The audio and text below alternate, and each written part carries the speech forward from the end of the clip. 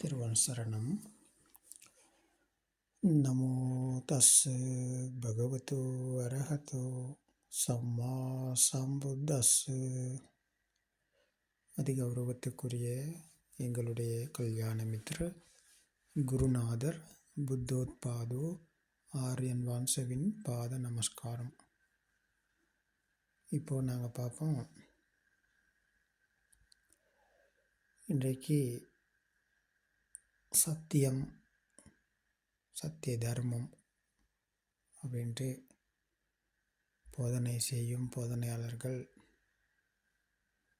நிறைய பேர் இருக்காங்க. அவங்க சொல்லும் ஒரு விடயம்தான், நீங்கள்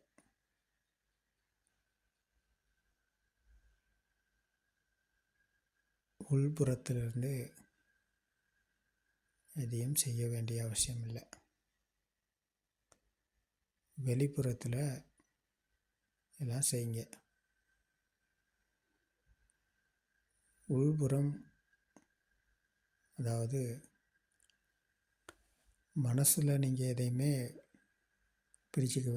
பிடிச்சிக்காதீங்க, பிடிச்சிக்க வேண்டிய அவசியம் இல்லை. அது சாதாரணமாக அதை இயங்க விடுங்க. அதை நிறுத்த முயற்சி பண்ணாங்க, அதை மாற்ற முயற்சி பண்ணாங்க, அதை எதுவுமே செய்ய முயற்சி பண்ணாங்க. அது பாட்டில் மனதை இயங்க விடுங்க.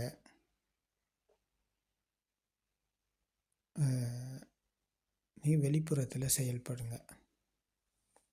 உள்புறத்தில் நீங்கள் எதையுமே செய்ய வேண்டிய அவசியமே அப்படி ஒன்று இங்கே தேவைப்படாது அப்படின்னு சொல்கிற போதனையாளர்கள் இன்றைக்கி இருக்கிறாங்க.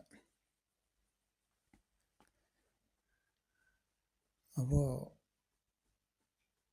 இதில் நாங்கள் உண்மையை, சத்தியத்தை பார்க்கும்போது இந்த உள்புறத்தில் எதையும் பிடிச்சிக்காமல், மனசில் எதையும் வச்சுக்காமல், அதை ஆற்று நீர் பள்ளத்தை நோக்கி போவது போல் அதை நிறுத்தவோ தடை செய்யவோ வேறு ஏதாவது நினச்சி அதை மாற்றவோ அப்படி எதுவுமே இல்லாமல் அதை சாமானியமாக ஓட விட்டுட்டு, வெளிப்புறத்தில் நாங்கள் ஒரு வீட்டு குடும்பத்து மனுஷனாக இருக்கும்போது அந்த மனிதனுக்கு தேவை இருக்குது, செய்ய வேண்டிய கடமைகள் இருக்குது. அப்போ அதை வெளிப்புறத்தில் மட்டும் அவர் ஈடுபட்டால் போதும், செய்தால் போதும். மனசில் எதையுமே பிடிச்சிக்க வேண்டியவோ நிறுத்தவோ அப்படி மாற்றவோ அவசியம் இல்லை அப்படின்ட்டு சொல்வதில் ஒரு சுவை இருக்குது, ஒரு சுகம் இருக்குது. அங்கே ஒரு ஆனந்தம் இருக்குது. ஆனால் அது நிரந்தரமானதா? இதுதான் ஞானம் என்று இன்றைக்கி சொல்கிறாங்க. இதை நீங்கள் சரியாக செயல்படுத்துனீங்கன்னு சொன்னால், இதை நீங்கள் சரியாக பிடிச்சிக்கிட்டீங்க சொன்னால், அப்போ நீங்கள் ஞானி ஆயிடுவீங்க. அப்போ நீங்கள் ஒரு ஞானி ஆயிடுவீங்க. அப்போ நீங்கள் சாதாரணமாக செயல்படுவீங்க. அப்போ நீங்கள் ஞானம் பெற்று உங்களால் இந்த ஆனந்தமாக இருக்க முடியும் அப்படின்னு சொல்கிறாங்க. அப்போது இதன் உண்மை, இதன் யதார்த்தம் பற்றி தான் நாங்கள் பார்க்குறோம். உண்மையிலேயுமே நாங்கள் மனம் உருவான விதம் பற்றி தெரிஞ்சு கொள்ளாமல், மனம் உருவான விதம் பற்றி நாங்கள் புரிஞ்சு கொள்ளாமல், அவருக்கு ஞானம் என்பது கிடைக்கவே கிடைக்காது. அது தற்காலிகமான ஒரு இன்பத்தை, ஒரு ஆனந்தத்தை கொடுக்கும், ஒரு சுகத்தை கொடுக்கும். அது கொஞ்ச காலத்துக்கு தற்காலிகமானது. அந்த பரவச நிலை என்பது தற்காலிகமானது. அது அந்த பந்தை தண்ணீருக்குள் அழுத்தி பிடித்து கொண்டிருப்பதைப் போல அது பிடித்து கொண்டிருக்கும் வரைக்கும் அந்த சுகம் இருக்கும். பந்தை விட்டதுக்கப்புறம் அது மேலே வந்துடும். இதே போல் அவர் ஏனைய காரியங்களில் ஈடுபடும் போது இறங்கிக் கொள்ளும் தன்மை வரும். ஒரு இறங்கிக் கொள்ளும் சுபாவம் அவருக்கு வரும். அப்போ அந்த நேரத்தில் அவர் அந்த தீக்கு இரையாவார். தீயில் வெந்து தீக்கு அகப்பட்டு அவர் எரிந்து விழுவார். அவர் இறங்கி அவர் துன்பத்துக்கு முகம் கொடுப்பார். காரணம் என்னென்னா, அவர் உண்மையை இன்னும் சந்திக்கலை, சத்தியத்தை இன்னும் அவர் காணலை. சத்தியத்தை கண்டால்தான் அவருக்கு ஞானம் பிறக்கும், சத்திய ஞானம். சத்திய ஞானம் வழியாகத்தான் அவருக்கு இந்த கிருத்திய ஞானம் என்பது நடக்கும். சத்தியத்தை கண்டால்தான் சத்திய ஞானம் அடைய முடியும். சத்திய ஞானம் அடைவதனால்தான் அவருக்கு கிருத்திய ஞானம் என்பது நடக்கும். அதாவது மனம் உருவான விதம் பற்றி புரிந்து உணர்தலுக்கு பேர் தான் சத்திய ஞானம். அந்த உணர்தலுக்கு அப்போ அந்த உணர்வை பெற்றுக்கொண்டவருக்கு தான் அந்த கிருத்திய ஞானம் என்கிற இந்த மனதில் மேலும் வழி திறக்கும். அப்போ இது முறையாக நடக்கிற ஒரு காரியம். முறை தவறி இதில் போக முடியாது. படிப்படியாக போக வேண்டிய ஒரு பயணம்.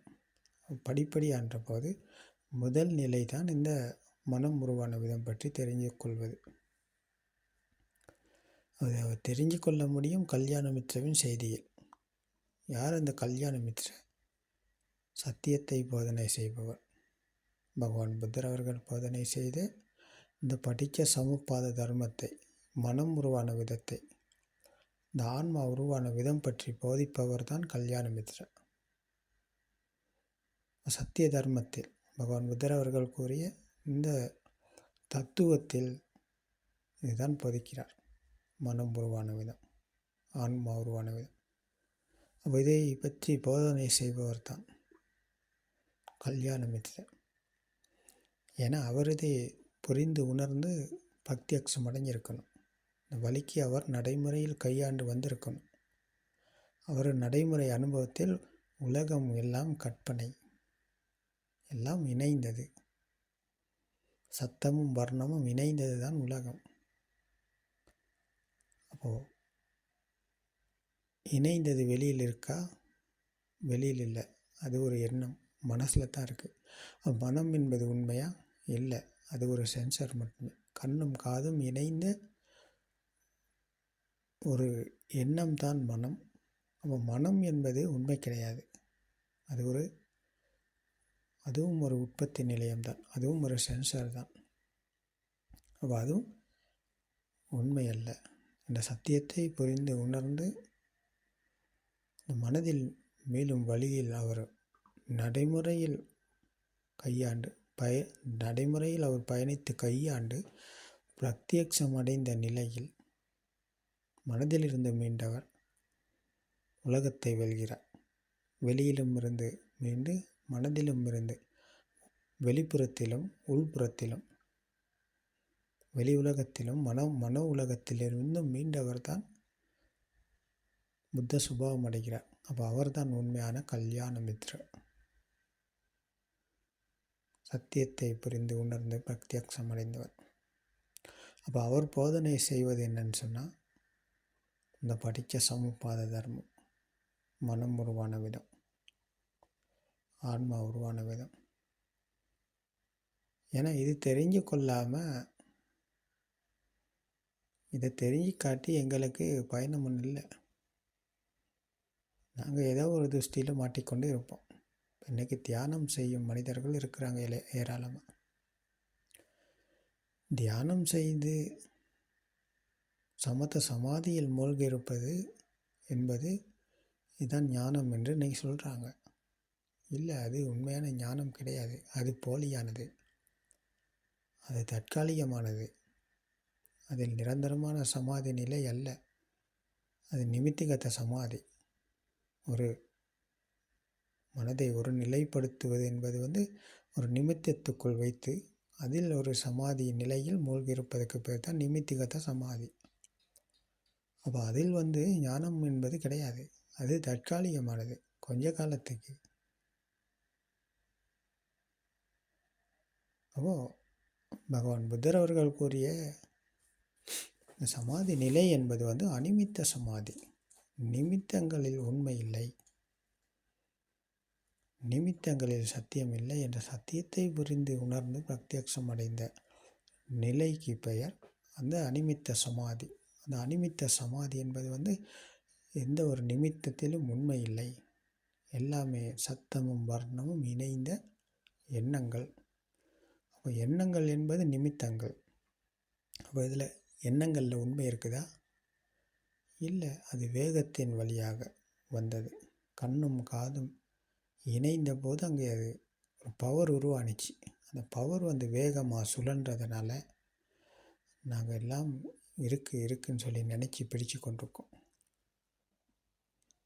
உதாரணமாக சொல்ல போகிறதா இருந்தால், ஒரு பந்தத்தை பற்ற வைத்து அது வேகமாக சுழற்றினா ஒரு வட்ட வடிவம் தெரியும். வட்ட வடிவம் தெரிஞ்ச வட்ட வடிவம் என்று அங்கே இருக்குதா? இல்லை, அப்படி ஒன்று கிடையாது. அந்த வேகத்தின் வழியாக வேகமாக சுழற்றினதுனால அவங்க ஒரு வட்ட வடிவம் தெரிஞ்சு நாங்கள் நினச்சி கொண்டிருக்கோம் வட்ட வடிவம் ஒன்று இருக்கு அப்படின்ட்டு. இதே போலத்தான் உண்மையை நாங்கள் கண்டால், சத்தியத்தை நாங்கள் கண்டால், இது வேகத்தின் வழியாக தான் இது எல்லாம் இந்த சென்சார் சிஸ்டத்தால் தான் எல்லாமே உருவாகியிருக்கு. வேகத்தின் வழியாக கண்ணும் காது மூக்கு நாக்கு உடல் என்ற இந்த 5 சென்சார்களும் வேகமாக சுழலுது. நாங்கள் எந்த பக்கம் திரும்பினாலும் ஒரு வர்ணம் தெரியுது. எந்த சத்தம் கேட்டாலும் அதற்குள்ள ஒரு உருவம் இருக்குது. அப்போ வர்ணமும் சத்தமும் பெயரும் உருவமும் இணைஞ்சி தான் எல்லாமே செயல்பட்டு கொண்டிருக்கு. அப்போது எங்கிட்டு பார்த்தாலும் ஒரு உருவம் தெரியுதுன்னு சொன்னால், எந்த சத்தம் கேட்டாலும் அதற்கு ஒரு உருவம் இருக்குதுன்னு சொன்னால், சத்தத்துக்குள் ஒரு உருவம் இருக்குது, உருவத்துக்குள் சத்தம் இருக்குது. அப்போது இதற்குள் வாசனை, சுவை, குளிரோஷ்ணம் இவை எல்லாமே கலந்து இருக்குது. அப்போ இது எல்லாமே இணைஞ்ச அந்த வேகத்தின் வழியாக இணைஞ்சே அது சுழலுது. வேகத்தின் வழியாக இணைந்து அது சுழலுது, வேகமாக சுழலுது. அது வேகமாக சுழல்வதை தான் நாங்கள் அந்த பந்தம் போல, பற்ற வைத்த பந்தம் வேகமாக சுற்றினா ஒரு வட்ட வடிவம் தெரியுது. உண்மையாக வட்ட வடிவம் ஒன்று அங்கே இருக்குதா? இல்லை, அது வேகமாக சுழற்றினதுனால தெரியுதே தவிர அப்படி ஒன்று அங்கே கிடையாது. அப்போ இதே போல் இந்த சத்தியத்தை காண்பவருக்கு இந்த வேகத்தின் வழியாகத்தான் இது உருவாகி இருக்கு. அப்படி ஒன்று இல்லை என்பதை அவர் புரிஞ்சு உணர்கிறார். இந்த சத்தியத்தை உணரும் போது எல்லாமே இந்த அதிர்வு வேகம், அதிர்வின் வேகம், கண்ணும் காதும் இணைந்த போது ஒரு அதிர்வு உருவானது, ஒரு பவர் உருவானுச்சு. அந்த அதிர்வு வேகமாக சுழலுகிறது. சுழல்வதன் காரணமாக நாங்கள் எல்லாம் இருக்குது என்று நினைத்து பிடித்து கொண்டிருப்போம். உண்மையிலேயுமே அப்படி ஒன்று கிடையாது. இதுதான் சத்தியம். உண்மையிலேயும் அப்படி எங்கேயுமே எதுவுமே அப்படி ஒன்று இல்லவே இல்லை. நாங்கள் எல்லாமே நினச்சி கொண்டிருக்கோம். இப்போ கண்ணும் காதும் இணைந்தது தானே மாமரம், இப்போ ரோஜா, மல்லிகை, அம்மா. இப்போ எதை பார்த்தாலும், எதை கேட்டாலும், எதை சொன்னாலும் எல்லாமே சத்தமும் வர்ணமும் இணைஞ்சது, பெயரும் உருவமும் இணைஞ்சது. இப்போ இணைஞ்சது வெளியில் இல்லை, அது ஒரு எண்ணம் என்ற சத்தியத்தை புரிஞ்சு கொள்ள முடியும் இந்த கல்யாண மித்ரவின் செய்தியில் தான். இந்த படிக்க சமுப்பாத தர்மம், பகவான் புத்தர் அவர்கள் போதித்த இந்த தத்துவத்தினூடாகத்தான் மனம் உருவான விதம் பற்றி அவர் கேட்டு தெரிந்து கொள்ளுகிறார். அப்போ சத்தமும் வர்ணம், பெயரும் உருவமும் இணைஞ்சது தான் மாமரம், ரோஜா, மல்லிகை, அம்மா. பெயரும் உருவமும் இணைஞ்சனால உருவானது வெளியில் இருக்கா? பிடிச்சு பார்த்தா ஒரு இறுக்கமான, பாரமான, அப்படி இல்லாட்டி ஒரு மென்மையான தன்மை கைகளுக்கு அகப்படுவது, அவ்வளோதான். கண்களுக்கு தெரிஞ்சது ஒரு வர்ணம் அல்லது ஒரு உருவம், காதுக்கு கேட்டது சத்தம் அல்லது ஒரு பெயர், மூக்குக்கு உணர்ந்தது ஒரு வாசனை அல்லது ஒரு துர்நாற்றம், நாக்கால் நாங்கள் சுவைத்து பார்த்தா ஒரு சுவை. அப்போ இந்த 5 சென்சர்களும் இணைந்த ஒரு எண்ணம் தான். அப்போது நாங்கள் நன்றாக பரிசீலனை செய்து பார்த்தா எங்களுக்கு புரியும். என்னன்னு சொன்னால், இங்கே புரிஞ்சு கொள்ளக்கூடியது என்னன்னு சொன்னால், இது வெளியில் இருக்க ஒன்று கிடையாது, இது மனசில் தான் இருக்குது. இப்போது ஏன்னா நாங்கள் உற்பத்தி நிலையங்களை தான் இங்கே பரிசீலனை செய்து பார்க்குறோம். கண்களுக்கு தெரிஞ்சது வெளியில் உண்மையாக இருக்குதா அப்படின்ற பரீட்சையை நாங்கள் செய்து பார்க்கும்போது கண்களுக்கு தெரிந்த வர்ணம், அந்த உருவம், அதுக்கு ஒரு பெயரை கொடுத்தோம், இது மாமரம் அப்படின்னு சொல்லி. பெயரும் உருவமும் இணைஞ்சனால அது வெளியில் இருக்குன்னு சொல்லி நாங்கள் நினச்சி கொண்டிருக்கோம், பிடிச்சு கொண்டிருக்கோம். அந்த பிடிப்பில் தான் இப்போ நாங்கள் வாழ்ந்து கொண்டிருக்கோம். அப்போ இந்த சத்தியத்தை அவர் நடைமுறையில் கையாளும் போது பார்ப்பது வெளியில் இருக்கா, கேட்பது வெளியில் இருக்கா, மூக்கு, நாக்கு, உடல் என்கிற இந்த 5 சென்சர்களால் உருவானது வெளியில் இருக்கா? இல்லை, அப்படி ஒன்று வெளியில் எங்கேயுமே கிடையாது. அப்படி ஒன்று அவர் சந்தித்தே இல்லை. இந்த அறியாமையினால் பிறந்தபோது பிஞ்சு குழந்தைக்கு ஒன்றும் இருக்கலை, எதுவும் இருக்கலை. இந்த கண்ணும் காதும் இணைஞ்சிச்சு. அப்போ அதுக்கு கண்ணும் காதும் இணைவதற்கு அங்கே அந்த சாசவ பலம் ஒன்று இருந்துச்சு. கம்மை போல, காந்தம் போல இழுத்து கொள்ளும் தன்மை ஒன்று அந்த மனம் உருவான விதத்துக்குள் இருந்தது. அந்த குழந்தையின் பிரபாஸ்பரமான அந்த தூய்மையான நிலையில் இருந்துச்சு இழுத்து கொள்ளும் தன்மை. கண்களுக்கு வர்ணம் தெரியும் போது அது வெளியே இருக்குது அப்படின்ற ஒரு ஈர்ப்பை இழுத்து பிடித்து கொண்டது. காதுக்கு கேட்கும் சத்தம் அது வெளியில் இருக்குது அப்படின்ற ஒரு ஈர்ப்பு இழுத்து பிடித்து கொண்டது. அந்த பிடிப்புக்கு பெயர் தான் அந்த சாசவ பலம். அந்த சாசவ பலம் இருந்தனால தான் கண்களுக்கு தெரிஞ்சது வெளியில் இருக்குது, காதுக்கு கேட்கறது வெளியில் இருக்குது அப்படின்றத அந்த பிடிப்பு, அந்த இணைப்பு இங்கே உருவானுச்சு. இப்போ இதன் காரணமாக தான் வெளியில் அம்மா இருக்காங்க, வெளியில் மாமரம் இருக்குது, வெளியில் ரோஜா இருக்குது. அப்போ இது எல்லாமே சென்சரால் உருவானது, கண்ணும் காதும் இணைஞ்சனால உருவானது. ஆனால் உருவானது வெளியில் இருக்குது அப்படின்னு சொல்லி நினச்சி பிடிச்சு கொண்டிருப்பதற்கு பெயர் தான் துஷ்டி, ஆன்மா என்ற துஷ்டி. அப்போ இதன் அந்த அறியாமையின் காரணமாக நாங்கள் அந்த துஷ்டிக்குள்ளே மாட்டிக்கொண்டிருக்கோம். சமூகம் கொடுத்ததை பிடிச்சு கொண்டிருக்கோம். ஆனால் உண்மையிலேயுமே அவர் சத்தியத்தை காணும்போது இது எதுவுமே உண்மை கிடையாது, எல்லாமே மாயை, கற்பனை. அப்போ இந்த சாசவ பலம் இந்த காந்தம் போல, கம்மை போல இழுத்து ஒட்டிக்கொள்ளும் தன்மை இருந்ததுனால சென்சர்கள் இயங்கும் போது அதால் உருவானது. கண்களுக்கு வர்ணம் தெரியும் போது அது வெளியில் இருக்குது, காதுக்கு சத்தம் கேட்கும்போது அது வெளியில் இருக்குன்ற உணர்வை இங்கே கொடுத்தது. அந்த உணர்வுக்கு பெயர் தான் துஷ்டி. அவன் துஷ்டியின் காரணமாக அது வெளியில் இருக்குன்ற பிடிச்சு கொண்டது. அந்த பிடிப்பு, அந்த துஷ்டி பிடிச்சு கொண்டதன் காரணமாக அது எல்லாம் இருக்குது, எல்லாம் இருக்குது. அப்போ எல்லாம் இருக்கும்போது அந்த எல்லாம் இருக்கும் நானும் இருக்கேன். அப்போ இங்கே எல்லாம் இருக்குன்னு சொன்னால் அந்த இருக்கும் நானும் இருக்கேன். அப்போது அந்த பவர் இன்னும் அதிகமாகி போனது. அப்போது சாஸ்வ பலத்தின் காரணமாக அது கண்களால் உருவானது, காதால் உருவானது, மூக்கு, நாக்கு, உடலால் உருவானது வெளியில் இருக்குது. அந்த பவர் இன்னும் அதிகமாக வேகமாக சுழலத் தொடங்கியது. உலகம் வெளியில் எல்லா இடத்திலும் இருக்குது, வெளியில் இருக்குது. மாமரம், வாழை மரம், தென்னை மரம், பலாமரம், அம்மா அப்பா, சூரியன், சந்திரன், வானம், பூமி எல்லாமே வெளியில் எல்லாமே இருக்குது. அப்போ அந்த இருக்கும் உலகத்தில் நானும் இருக்கேன்.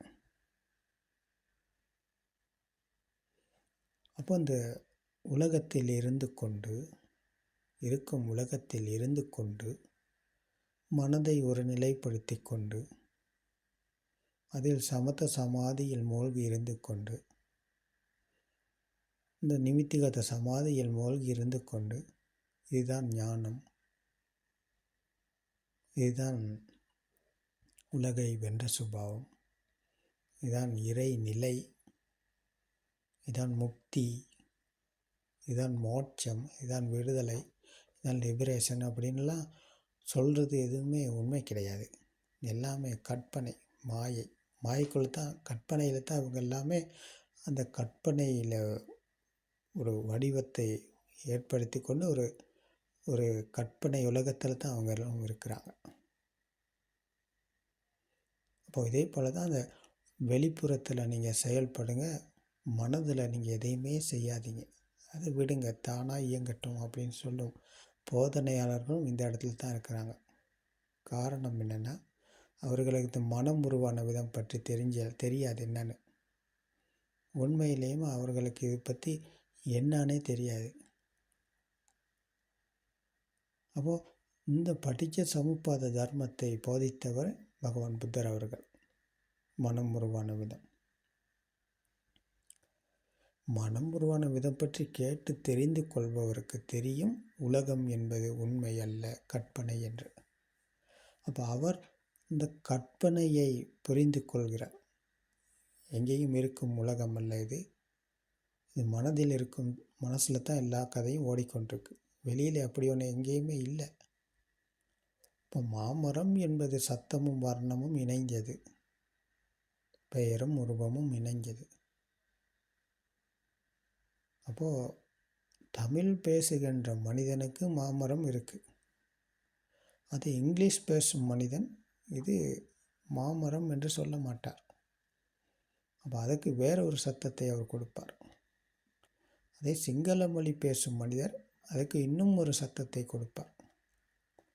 அதே ஜப்பான் பாஷை மொழியை பேசும் மனிதன் வேறு ஒரு சத்தத்தை கொடுப்பார். அப்போது இதில் எது உண்மை? தமிழில் சொல்லும் மாமரம் உண்மையா, இங்கிலீஷ்காரர் போடும் சத்தம் உண்மையா, அதில் சிங்கள மொழி பேசும் மனிதர் போடும் சத்தம் உண்மையா, அப்படியும் இல்லாட்டி ஜப்பான்காரர் போடும் சத்தம் உண்மையா அப்படின்னு நாங்கள் எடுத்து பார்த்தா எது உண்மை அப்படின்னு சொல்லி பார்த்தா இங்கே எதுவுமே உண்மை கிடையாது. ஆனால் நாங்கள் நினச்சிக்கிட்டு இருக்கோம் என்னது, நாங்கள் சொல்லும் மாமரம் உண்மை, நாங்கள் சொல்லும் மாமரம் உண்மை, நாங்கள் காணும் மாமரம் உண்மை, நான் பார்க்கும் மாமரம் உண்மை, எனக்கு தெரிகிற மாமரம் உண்மை, எல்லாமே உண்மையாக இருக்குது அப்படின்னு சொல்லி நாங்கள் நினச்சி கொண்டிருக்கோம். அப்போ நான் தான் சரி, நாங்கள் செய்வது தான் சரி, நாங்கள் சொல்வது தான் சரி, எங்களுக்கு தெரிகிற உலகம் உண்மையாக இருக்குது, நிச்சயமாக இருக்குது, சத்தியமாக இருக்குது அப்படின்னு சொல்லி அந்த இருக்கும் உலகத்தில் நானும் இன்னைக்கு வாழ்ந்து கொண்டிருக்கேன். அப்போ இதுதான் அறியாமையினால் உருவான உலகம், இந்த துஷ்டியால் உருவானது, அறியாமையினால் கோர்க்கப்பட்ட இந்த முடிச்சால், இந்த முடிச்சினால் விழுந்த முடிச்சு ஒன்று விழுந்துச்சு, கண்ணும் காதும் இணைஞ்ச போது ஒரு முடிச்சு விழுந்துச்சு. அந்த முடிச்சால் போடப்பட்ட உலகம், முடிச்சால் இணைந்த உலகம், கண்ணும் காதும் இணைந்த போது முடிச்சு விழுந்துச்சு. அந்த முடிச்சால் இணைந்த உலகம்தான் மாமரம் வெளியில் இருக்குது அப்படின்னு சொல்லி நாங்கள் இன்றைக்கி நினச்சி கொண்டிருக்கோம். ஆனால் உண்மையிலேயுமே அப்படி ஒன்று எங்கேயுமே கிடையாது. நாங்கள் சிங்கள மொழியை பேசி பேசினாலும், தமிழ் மொழியை பேசினாலும், இங்கிலீஷ் மொழியை பேசினாலும், ஜப்பான் மொழியை, எந்த மொழியை பேசினாலும் எந்த ஒரு சத்தமும் எங்கேயுமே கிடையாது. அது வேகத்தின் வழியாக உருவானது. நாங்கள் கைகளை தட்டுறோம், கரகோஷம் ஒன்றை கொடுக்குறோம். இந்த கரகோஷம், இந்த கைகளை தட்டிய சத்தம் எங்கே போனிச்சப்போ?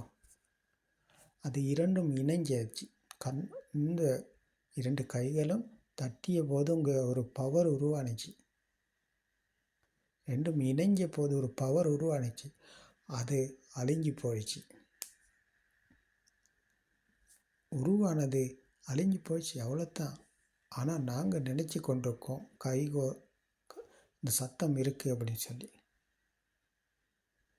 இல்லை, அந்தந்த நேரத்துக்கு அது உருவாகுது, அழிஞ்சு போகுது. நாங்கள் தான் நினச்சி கொண்டிருக்கோம் அது எல்லாம் இருக்குது அப்படின்னு சொல்லி.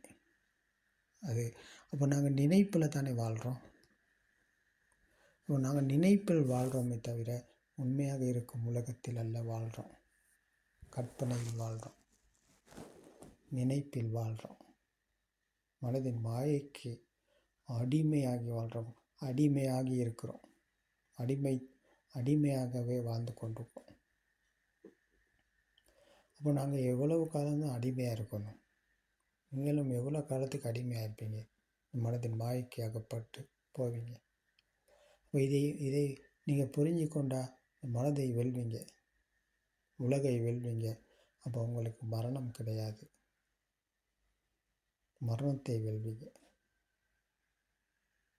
அப்போ இது கற்பனை கிடையாது, இது ஒரு சிலபஸ் கிடையாது. இது சத்தியம், இது மகா காம்பீரம், இது பரம சத்தியம்.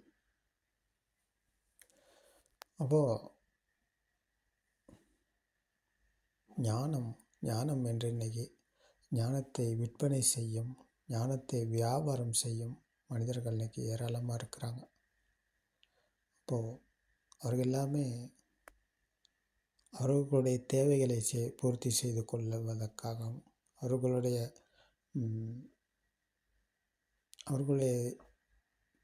தேவைகளை செய்து கொள்ளவும், அவர்களுடைய லாபத்துக்காகவும் இன்றைக்கி ஞானம் என்று ஞானத்தை விற்கும் விற்பனையாளர்கள் இருக்கிறாங்க உலகத்தில். அதில் எங்கேயுமே ஞானம் கிடையாது. ஏன்னா அவர்கள் லாபத்துக்காகவும் அவர்களுடைய தேவைகளை செய்து கொள்வதற்காகவும் அவர்கள் ஞானம் என்று சொல்வது எல்லாமே பொய், போலி, கற்பனை. ஏன்னா ஞானம் அடைந்த ஒருவர் இங்கே இருக்க முடியாது. அப்படி இருப்பாராக இருந்தால் அவர் லாபத்துக்காகவும் அவருடைய தேவைகளை பூர்த்தி செய்து கொள்வதற்காகவும் அவர் ஞானத்தை விற்பாரே தவிர ஞானம் என்று இங்கே ஒன்றும் கிடையாது. ஏன்னா ஞானம் அடைந்த ஒருவர் இங்கே இல்லை. பகவான் புத்தர் அவர்கள் புத்த சுபாவம் அடைந்ததன் பிறகு சத்தியத்தை போதனை செய்ய வருகிறார். அப்போ வரும்போது இடை நடுவில் உப்பக்க ஆஜீவ என்ற மனிதர் கேட்குறார், சுவாமி நீங்கள் தோற்றத்தில் அழகாக இருக்கீங்க, நீங்கள் பார்ப்பதற்கு மிகவும் அழகாக இருக்கீங்க, நீங்கள் கடவுளா என்று கேட்குறார். இல்லை, நான் கடவுள் அல்ல. அப்போ நீங்கள் மனிதனா? இல்லை, நான் மனிதன் அல்ல. அப்போ நீங்கள் பிரம்மாவா? நீங்கள் இல்லை, நான் பிரம்மா இல்லை. அப்போ நீங்கள் இறைவனா? இல்லை, நான் இறைவன் இல்லை. அப்போ எல்லாத்தையும் சொல்லி கேட்குறேன், நீங்கள் யாருன்னு கேட்குறேன். இப்போ எல்லாத்துக்குமே பதில் சொல்கிறார் பகவான் புத்தர் அவர்கள். இல்லைன்னு சொல்கிறார். அப்போ கடைசியாக நீங்களே சொல்லுங்கள் சுவாமி யார் என்று அப்படின்னு கேட்குறேன். அப்போ தான் சொல்கிறார் பகவான் புத்தர் அவர்கள், நான் புத்த என்று. புத்த என்றால் ஒருவர் கிடையாது என்றுதான் பொருள். புத்தர் என்பவர் ஒருவர் அல்ல, ஒருத்தர் இல்லை என்ற பொருளைத்தான் புத்தர் என்ற வார்த்தைக்குள் அடங்கி இருக்குது. புத்த என்றால் ஒருவர் அல்ல என்ற சத்தியத்தை பகவான் புத்தர் அவர்கள் அங்கே சொல்கிறார். புத்தர் என்றால் இங்கே ஒருவர் இல்லை என்பதை கூறுகிறார். ஆனால் உப்பக்காவுக்கு இது புரியலை. ஆனால் பகவான் புத்தர் அவர்கள் அதைத்தான் இங்கே சொல்கிறார். புத்த என்றால் இங்கே ஒருவர் அல்ல, கடவுளும் இல்லை, இறைவனும் இல்லை, பிரம்மாவும் இல்லை, மனிதனும் இல்லை. எல்லா துஷ்டிகளிலிருந்தும் மீண்ட சுபாவம் புத்த சுபாவம். அந்த சுபாவ தர்மத்தை புரிந்து உணர்ந்து பிரத்யக்ஷம் அடைந்த நிலைக்கு பெயர் தான் புத்த. அப்போ இங்கே ஒருவர் இல்லை என்றால் அப்போ ஏதும் இல்லாத நிலை தான் புத்த நிலை. எல்லாம் இருக்கு என்ற துஷ்டியில் இருக்கும் மனிதன் நான் இருக்கிறேன், எல்லாம் இருக்கிறது என்ற துஷ்டியில் நான் இருக்கேன். அப்போ ஏதும் இல்லை, எல்லாமே சத்தமும் வர்ணமும் இணைந்தது வெளியிலேயும் இல்லை, மனசிலும் இல்லை, எல்லாமே சென்சர் சிஸ்டம், எல்லாமே செயல்பாடு. கண்களுக்கு வர்ணம் தெரியுதுன்னு சொன்னால் கண்ணின் செயல்பாடு, காதுக்கு சத்தம் கேட்குதுன்னு சொன்னால் காதின் செயல்பாடு, மூக்கு இயங்குது, நாக்கு இயங்குது, உடல் இயங்குதுன்னு சொன்னால் இவை அனைத்தும் செயல்பாடு. அப்போ இந்த செயல்பாடுக்கு சொந்தக்காரர் ஒருத்தர் இங்கே கிடையாது, அப்படி ஒருத்தர் இங்கே இல்லை. சிஸ்டம், இது சிஸ்டமாக ஓடுது. இப்போ மரம் ஒன்று இருக்குது, மரத்துக்கு அது பூ பூக்குது, காய் காய்க்குது, காற்று வீசினா கிளைகள் அசையுது, இலை கொட்டுது, மறுபடியும் இலை தளர்ந்து வருது. இப்போ இது எல்லாமே மரம் நினச்சா செய்யுது இல்லையே. இப்போ இயற்கை தானே. அப்போ இயற்கைக்கு இயங்கி இயற்கையோடு இணைந்து அது இயற்கையாக அதன் சுபாவம் அது. இப்போ இதே போலத்தான் நாங்கள் கண்களுக்கு தெரிவது என்பது இயற்கை. கண்ணை மூடிக்கிட்டு மூடிக்கிட்டுருங்க அப்படின்னு சொல்லி புத்தர் அவர்கள் சொல்லலை. கண்களுக்கு தெரிவது என்பது இயற்கை. கண்ணின் சுபாவம் வர்ணம் தெரிவதென்பது கண்ணின் சுபாவம். காதின் சுபாவம் தான் சத்தம் கேட்பதென்பது. மூக்கின் சுபாவம் தான் வாசனை மற்றும் துர்நாற்றத்தை உணர்வது. நாக்கின் சுபாவம் சுவையை உணர்வது. உடலின் சுபாவம் குளிர், உஷ்ணம், இறுக்கமான, பாரமான, மென்மையான தன்மைகளை உணர்வது. அப்போ இவை அனைத்தும் எங்கேயும் இருக்குது அப்படின்னு சொல்லி நாங்கள் பிடிச்சு கொண்டிருப்பதற்கு பெயர் தான் துஷ்டி. இப்போ கண்களுக்கு தெரிந்து வெளியில் இருக்குன்னு சொல்லி நினைத்து கொண்டிருப்பதற்கு பெயர் துஷ்டி. காதுக்கு கேட்பது வெளியில் இருக்குது அப்படின்னு சொல்லி நினைத்து கொண்டிருப்பதற்கு பெயர் துஷ்டி. அப்போது துஷ்டியிலிருந்து அவர் மீள்கிறார். உண்மையை சத்தியத்தை கண்டதன் பிறகு அவர் துஷ்டியிலிருந்து மீள்கிறார். கண்களுக்கு தெரிவது வெளியில் இல்லை, அது ஒரு எண்ணம். காதுக்கு கேட்பது வெளியில் இல்லை, அது ஒரு எண்ணம். மூக்குக்கு உணர்ந்தது வெளியில் இல்லை, அதுவும் ஒரு எண்ணம். நாக்குக்கு உணர்ந்தது வெளியில் இல்லை, அதுவும் ஒரு எண்ணம். அப்போ உடலுக்கு உணர்ந்த குளிராக இருக்கலாம், உஷ்ணமாக இருக்கலாம், இறுக்கமான, பாரமான, மென்மையான எந்த ஒரு தன்மையாக இருந்தாலும் அது வெளியில் இல்லை, அதுவும் ஒரு எண்ணம். அப்போ எண்ணங்கள் எங்கே இருக்குது? வெளியில் இருக்கா? எண்ணங்கள் வெளியில் கிடையாது. எண்ணங்கள் இருப்பது மனதில். மனதில் இருக்கும் எண்ணமும் உண்மையா? இல்லை. மாமரத்தில் 5000 இலைகள் இருந்தால் அந்த 5000 இலைகளில் நாங்கள் ஒரு இலையை எடுத்து நன்றாக பரிசீலனை செய்து பார்த்தா அந்த மாமரத்தின் 5000 இலைகளையும் பார்த்ததற்கு சமமாகும். அப்போ இந்த நொடியில் வரும் எண்ணத்தில் இப்போ நாங்கள் கண்ணை திறந்து பார்க்கும்போது தெரிவது என்ன? மேசை தெரியுது. மேசை என்பது சத்தமும் வர்ணமும் இணைந்த ஒரு எண்ணம். அப்போ எண்ணம் என்பது மனதில் தான். மனதில் இருக்கும் எண்ணம் என்பது உண்மையானதா? அது நிரந்தரமாக இருந்து கொண்டே இருக்குதா? அப்போது இங்கிட்டு அது மறுபக்கம் திரும்பி பார்க்கும்போது இங்கே தெரிவது கதவு. அப்போ மேசை எங்கே போணுச்சு? கதவு என்ற கதவை நாங்கள் காணும்போது மேசை அழிஞ்சிருச்சு.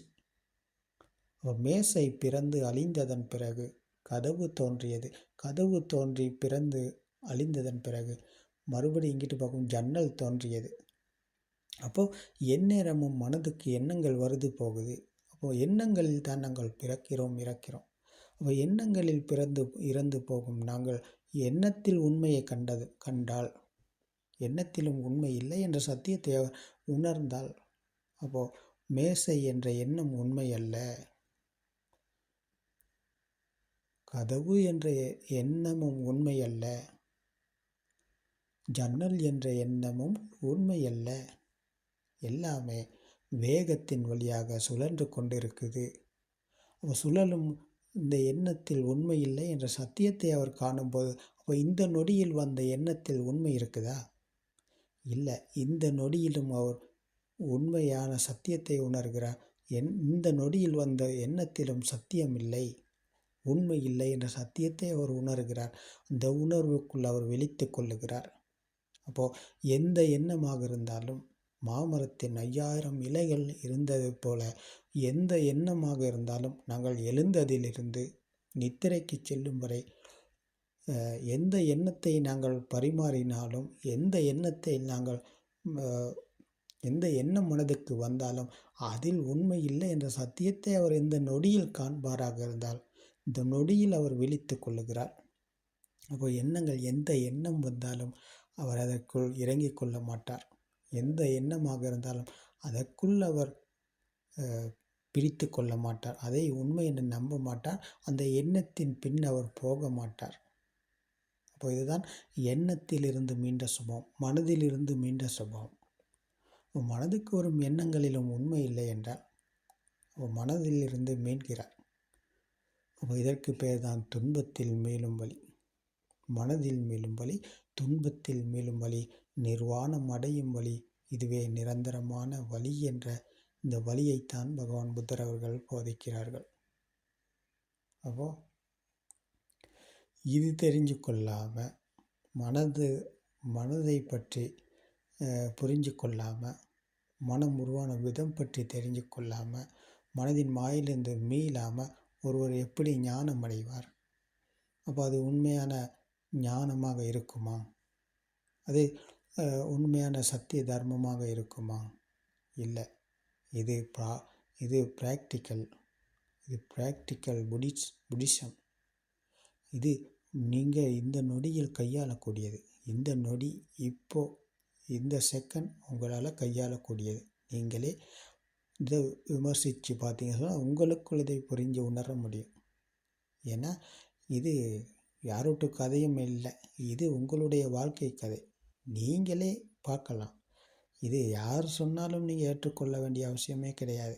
புத்தர் சொன்னார், எங்களுடைய குருநாதர் அவர்கள் சொன்னார், இல்லை அப்படி இல்லாட்டி நாங்கள் தான் சொல்கிறோம் அப்படின்னு சொல்கிறத நீங்கள் நம்ப வேண்டிய அவசியமே இல்லை. நீங்கள் நம்பாதீங்க. நீங்கள் பரிசீலனை செய்து பாருங்கள். நீங்கள் விமர்சித்து நடைமுறையில் கையாண்டு பாருங்கள். இது உங்களுக்குள் உறுதியாகுதா? இது சத்தியமா? இல்லாட்டி இது ஏதோ ஒரு பொய்யை தான் சொல்லிக்கிட்டு இருக்காங்க அப்படின்னு சொல்லி நீங்கள் நல்லா பாருங்கள், விமர்சித்து பாருங்கள். உங்களுக்குள் உறுதியானதாக மட்டும் இருந்தால் நீங்கள் இதை கேளுங்க. உங்களுக்குள் உறுதியானதா என்பதை பாருங்கள். உங்களுக்குள் உறுதியானதாக இருந்தால் மட்டும் நீங்கள் இதை தொடர்ந்து கேளுங்க. தொடர்ந்து கேட்பதன் விளைவாக உங்களுக்கு சத்தியத்தை உங்களால் பிடிக்க முடியும், சத்தியத்தை உங்களால் காண முடியும். அப்போ அதன் பலனாக உங்களுக்கு இந்த உலகை வென்று மரணத்தை வெல்ல முடியும், துன்பத்திலிருந்து மீள முடியும். துன்பத்திலிருந்து மீண்டு விட்டால் அப்போ அதற்கு பெயர் தான் ஞானம். ஞானம் அடைந்த ஒருவர் இங்கே இல்லை. உலகம் இருக்கும் வரை நான் இருக்கிறேன். உலகத்தை வென்றபோது நான் இல்லாமல் போகிறேன். அப்போ என்னில் நான் மீண்ட சுபாவம், என்னில் நான் விடுதலை அடைந்த சுபாவம். அப்போ அதன் பிறகு சென்சர்கள் இயங்குது. கண்களுக்கு வழக்கம் போல தெரியுது, காதுக்கு சத்தம் வழக்கம் போல கேட்குது, மூக்கு நாக்கு உடல் என்ற சென்சர்கள் வழக்கம் போல இயங்குது. மனதுக்கு வரும் எண்ணங்களும் வழக்கம் போலவே வரும் போகும். இதில் மாற்றம் இல்லை, எல்லாமே வழக்கம் போலத்தான். புரிஞ்சு கொண்டதன் பிறகு அவர் புரிஞ்சு கொண்ட சத்தியத்தோடு இணைகிறார், விழித்து கொள்ளுகிறார். அந்த நொடிக்குள் விழித்து கொண்டதன் பிறகு அவருக்கு எந்த எண்ணமாக இருந்தாலும் அது சாமானியமான ஒரு சென்சர் சிஸ்டம் மட்டும்தான். அது ஓடிக்கொண்டே இருக்கும். திரைப்படத்தின் ப்ரொஜெக்டர் போல். இப்போ திரைப்படம் என்பது தயாரிக்கப்பட்டது என்பது எங்களுக்கு நன்றாக தெரியும். திரையை கிழித்து கொண்டு நாங்கள் உள்ளுக்க போய்ட்டு பார்க்க மாட்டோம். இதில் ரஜினி இருக்காரா, கமல் இருக்காரா, சிம்ரன் இருக்காங்களா, இல்லாட்டி நயன்தாரா இருக்காங்களா அப்படின்னு சொல்லி நாங்கள் திரையை கிழிச்சு கொண்டு பார்க்க போக மாட்டோம். ஏன்னா இது தயாரிக்கப்பட்டது அப்படின்னு சொல்லி எங்களுக்கு நல்லா தெரிஞ்சனால. இப்போ இதே போலத்தான் இந்த சத்தியத்தை புரிஞ்சு கொண்டு சத்தியத்தோடு இணைந்து கொண்டவருக்கு அந்த ப்ரொஜெக்டரில் அந்த திரைப்படத்தை போல இவருக்கு பார்ப்பது எல்லாமே அந்த திரைப்படத்தின் கதையைப் போல இது தயாரிக்கப்பட்டு ஓடிக்கொண்டிருக்கு. கண்ணால் தயாரிக்கப்பட்டு, காதால் தயாரிக்கப்பட்டு, மூக்கு, நாக்கு, உடல் என்ற இந்த சென்சர்களால் தயாரிக்கப்பட்டு, மனம் என்ற இந்த திரைப்படம் ஓடிக்கொண்டே இருக்கு. மனம் என்ற இந்த திரைப்படம் ஓடிக்கொண்டே இருக்கு. அது நிற்காம ஓடிக்கொண்டே இருக்கு. தொடர்கதையாக போய்கொண்டே இருக்கு. அப்போ இதில் அவர் விழிச்சு கொண்டு சத்தியத்தை புரிந்து உணர்ந்தவர் விழித்து கொள்ளுகிறார். அதற்கு எடிட் ஆக மாட்டார். அந்த மனதின் பின் ஓட மாட்டார். மனதுக்கு அடிமையாக மாட்டார். அப்போ மனதுக்கு அடிமையாகாத, மனதின் பின் ஓடாத, இந்த நொடிக்குள் விழித்து கொண்ட இந்த பகவான் புத்தரின் ஸ்ராவக புத்தரான இவர் இந்த சத்தியத்தோடு இணைந்து அவர் பார்ப்பது, கேட்பது, உணர்வது எல்லாமே வெறும் சென்சர் சிஸ்டமாக மட்டுமே இருக்கும். சிஸ்டம் ஓடும், வழக்கம் போல் ஓடும்.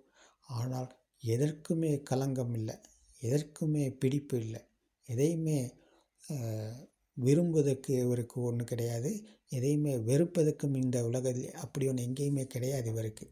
அப்போ விருப்பும் வெறுப்பும் இரண்டிலும் இருந்து மீண்டு சாமானியமான எளிமையான மன மகிழ்ச்சியான ஆனந்தமான ஒரு வாழ்க்கையை வாழ்கிறார்.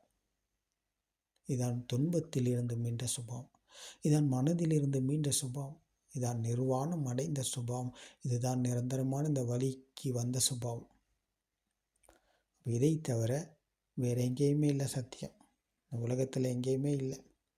நீங்கள் நல்லா பாருங்கள், எல்லா இடத்திலும் பாருங்கள், எல்லா போதனையாளர்களும் சொல்லும் போதனைகளை கேட்டு பாருங்கள். எது இருக்குது உண்மை, அதை நீங்கள் பாருங்கள் விமர்சித்து. யாரும் சொல்வதனால ஏற்றுக்கொள்ளாங்க, யார் சொன்னாலும் ஏற்றுக்கொள்ளாங்க. உங்களுக்குள் உறுதியானதாக மட்டும் இருந்தால் ஏற்றுக்கொள்ளுங்க.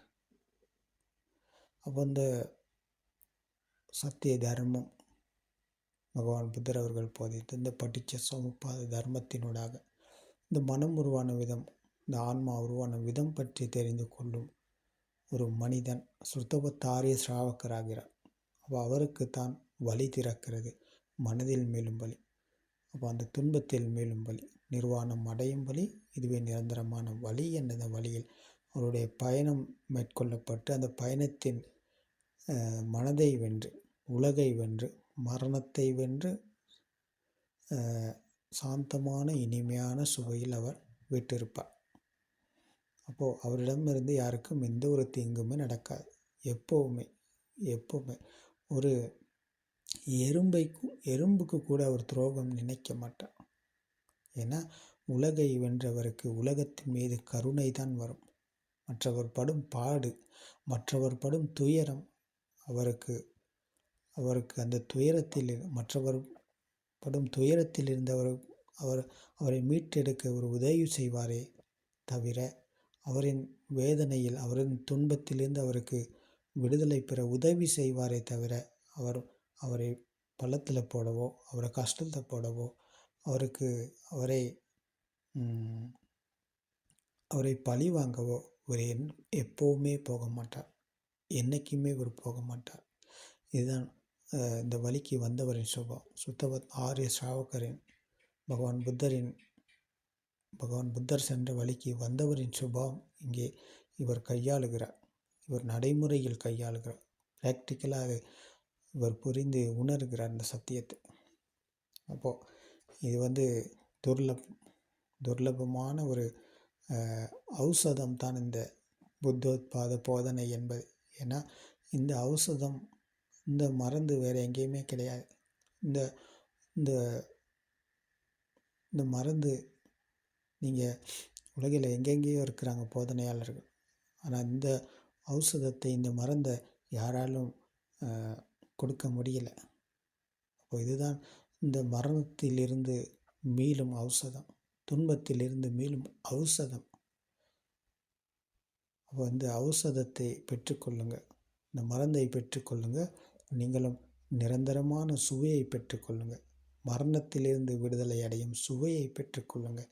நிம்மதியான மன மகிழ்ச்சியாக வாழுங்க, ஆனந்தமாக வாழுங்க, புன்னகையோடு.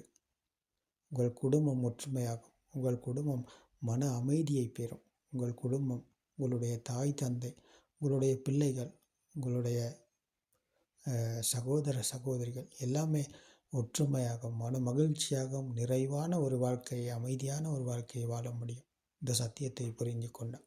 அப்போ இந்த உலகில் நீங்கள் எங்கே இருந்தாலும் ஜாதி மத பேதம், மொழி இன பேதம், ஆண் பெண் என்ற வித்தியாசம் இல்லை, வயது எல்லை கிடையாது, எல்லாமே சமநிலை.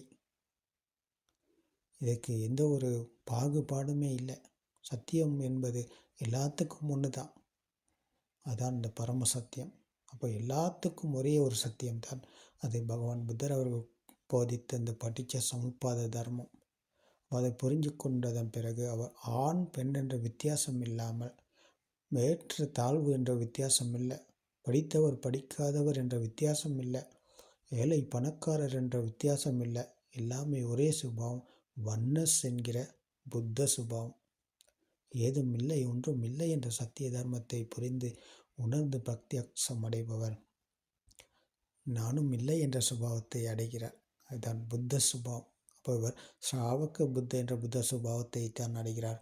அப்போ அங்கே ஒருவர் கிடையாது, அங்கே ஒருவர் இல்லை. அப்போ இதை புரிந்து உணர்ந்து பிரத்யக்ஷம் அடைய உங்களுக்கும் இந்த வழி, இந்த சத்திய தர்ம போதனைகள் துணையாக இருக்க வேண்டும். திருவன் சரணம்.